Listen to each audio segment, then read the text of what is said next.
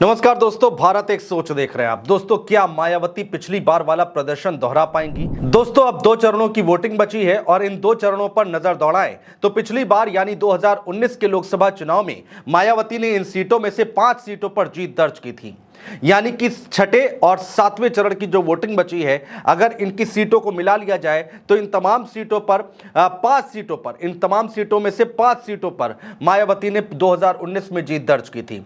और अब सवाल यहां पर यह उठता है दोस्तों कि क्या मायावती इस बार इतिहास दोहराने जा रही हैं? क्या वो इतिहास दोहरा पाएंगी? दोस्तों, लोकसभा चुनाव इस वक्त बेहद दिलचस्प मोड़ पर खड़ा है, क्योंकि अब लोकसभा का चुनाव पूर्वांचल तक पहुंच चुका है और पूर्वांचल की लड़ाई बेहद कांटे की होती दिखाई दे रही है। दोस्तों, 2019 के लोकसभा चुनाव के दौरान बीजेपी को पूर्वांचल की 6 सीटें ऐसी थीं जहां पर सपा और बसपा की ओर से मात खानी पड़ी थी। इनमें से 5 सीटों पर बसपा प्रत्याशियों ने जीत दर्ज की थी, जबकि आजमगढ़ लोकसभा सीट पर सपा यानी कि समाजवादी पार्टी ने जीत का परचम लहराया था। आइए समझने की कोशिश करते हैं कि इस बार मायावती की राह कितनी आसान है। बहुजन समाज पार्टी ने 2019 के लोकसभा चुनाव में पूर्वांचल में गाजीपुर, घोसी, जौनपुर, लालगंज, अंबेडकर नगर सीटों पर जीत दर्ज की थी। दोस्तों, आजमगढ़ सीट पर समाजवादी पार्टी के मुखिया अखिलेश यादव को जीत हासिल हुई थी। सबसे पहले दोस्तों, अंबेडकर नगर लोकसभा सीट की बात कर लेते हैं कि आखिर यहां का समीकरण क्या है।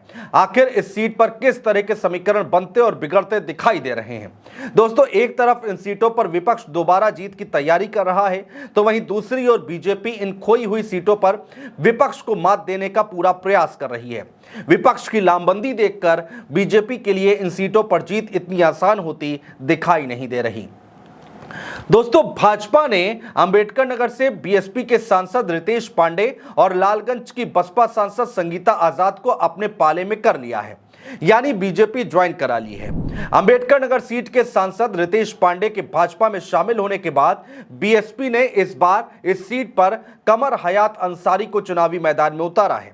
समाजवादी पार्टी की ओर से लालजी वर्मा बड़ी चुनौती साबित हो रहे हैं। देखना होगा कि इस बार का अंबेडकर नगर का चुनाव किधर जाता है। चलिए दोस्तों, अब बात करते हैं गाजीपुर लोकसभा सीट की। दोस्तों, गाजीपुर लोकसभा सीट की इस बार इस चुनाव में खूब चर्चाएं हो रही हैं।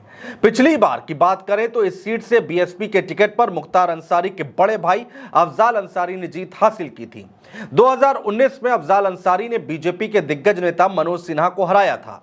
अब कहानी यह है कि अफजाल अंसारी भी पाला बदल चुके हैं। इस बार अफजाल अंसारी समाजवादी पार्टी के टिकट पर चुनावी मैदान में है। बीजेपी ने इस सीट पर उनके खिलाफ पारस राय को चुनाव मैदान में उतारा है, जबकि बीएसपी की ओर से डॉक्टर उमेश कुमार सिंह मुकाबले को त्रिकोणीय बनाने की कोशिश में जुटे हुए हैं।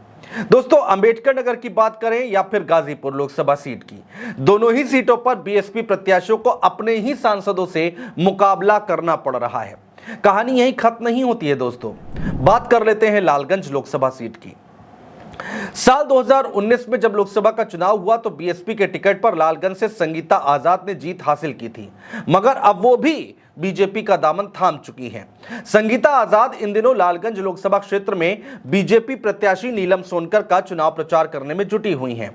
और दोस्तों, खास बात यह है कि साल 2019 के लोकसभा चुनाव में संगीता आजाद ने नीलम सोनकर को ही हराकर जीत हासिल की थी, जिनका प्रचार वो इस वक्त कर रही हैं। समाजवादी पार्टी ने इस सीट पर दरोगा सरोज को चुनावी मैदान में उतार दिया है, जबकि बीएसपी के टिकट पर डॉक्टर इंदु चौधरी चुनावी मैदान में हैं। दोस्तों, लालगंज सीट पर सीधा मुकाबला बीजेपी और सपा के बीच में देखने को मिल रहा है। दोस्तों, पिछली बार जो सीटें मायावती के खाते में गई थी उसमें से एक सीट है घोसी लोकसभा सीट। जी हां, घोसी में भी बीएसपी को काफी चुनौतियों का सामना करना पड़ रहा है। पिछले चुनाव की बात करें तो बीएसपी प्रत्याशी अतुल राय ने भाजपा प्रत्याशी हरिनारायण राजभर को हराकर जीत हासिल की थी। बीएसपी ने इस बार घोसी से अपना प्रत्याशी बदला है, अपना टिकट बदला है और बालकृष्ण चौहान को मैदान में उतार दिया है। वहीं एनडीए गठबंधन की तरफ से घोसी लोकसभा सीट पर सुभाषपा मुखिया ओम प्रकाश राजभर के बेटे अरविंद राजभर को चुनावी मैदान में उतारा गया है। समाजवादी पार्टी की अगर हम बात करते हैं दोस्तों, तो राजीव राय को टिकट देकर राजभर के सामने बड़ी दिक्कत पैदा करने की कोशिश की गई है। जाहिर है इस सीट पर भी मुकाबला बहुत टक्कर का दिखाई दे रहा है। दोस्तों पिछली बार बीएसपी के खाते में जौनपुर सीट भी गई थी। आइए जल्दी से जान लेते हैं कि जौनपुर का चुनावी गणित क्या कहता है, जौनपुर का चुनाव किस ओर जाता हुआ दिखाई दे रहा है। दोस्तों जौनपुर में भी सियासी राह आसान नहीं है। जौनपुर लोकसभा सीट अकेली ऐसी सीट है जहां बीएसपी ने अपने मौजूदा सांसद श्याम सिंह यादव को चुनावी मैदान में उतारा है। बीएसपी ने पहले इस सीट पर बाहुबली नेता धनंजय सिंह की पत्नी श्रीकला रेड्डी को टिकट दिया था, मगर नामांकन के आखिरी दिन उम्मीदवार बदल दिया गया। हालांकि ये बात निकलकर सामने आई कि श्रीकला की ओर से खुद ही नाम वापस लिया गया, खुद ही वो चुनाव नहीं लड़ना चाह रही थी और चुनाव न लड़ने का फैसला उनकी तरफ से और धनंजय सिंह की तरफ से लिया गया। और आज मौजूदा वक्त में धनंजय सिंह बीजेपी के पक्ष में वोट देने की अपील करते हुए दिखाई दे रहे हैं। इस लोकसभा सीट पर भाजपा ने कृपाशंकर सिंह को चुनावी मैदान में उतारा है दोस्तों, जबकि सपा की ओर से कभी मायावती के नजदीकी रहे बाबू सिंह कुशवाहा को टिकट दिया गया है। इस लोकसभा क्षेत्र में बीएसपी प्रत्याशी श्याम सिंह यादव के सामने भाजपा और सपा की कड़ी चुनौती है। तो दोस्तों ये है पिछली बार बीएसपी की जीती हुई सीटों का समीकरण। इस बार मायावती के लिहाज से इन सीटों पर मुश्किलें ज्यादा दिखाई दे रही हैं। एक तरफ आकाश आनंद को साइड करके मायावती को आलोचनाएं झेलनी पड़ रही हैं, दूसरी तरफ पिछली बार के बीएसपी के जीते हुए सांसदों के पाला बदलने से मायावती थोड़ा मुश्किल में जरूर दिखाई दे रही हैं। बहुत शुक्रिया दोस्तों।